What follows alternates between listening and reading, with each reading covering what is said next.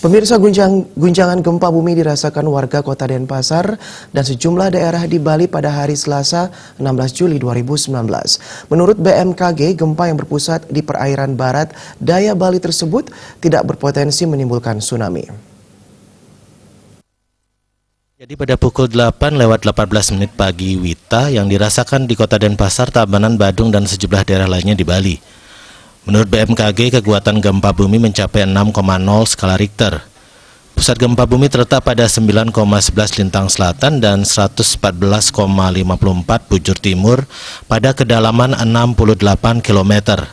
Dengan kata lain, pusat gempa berada 84 km barat daya Nusa Dua, 84 km barat daya Jembrane, 89 km barat daya Kota Denpasar, dan 90 km barat daya Tabanan.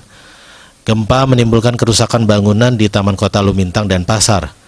Kerusakan juga terjadi di Kabupaten Tabanan dan salah satunya berada di Banjarwongaya Gede, Penebel. Gempa turut berdampak terhadap beberapa bangunan di Kabupaten Badung seperti SD Negeri 1 Ungasan. Sejauh ini belum ada laporan resmi terkait korban jiwa maupun korban cedera. Masyarakat diminta tetap tenang dan waspada karena gempa disebutkan BMKG tidak berpotensi memicu tsunami.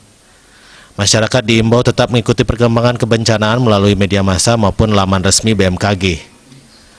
Tim Liputan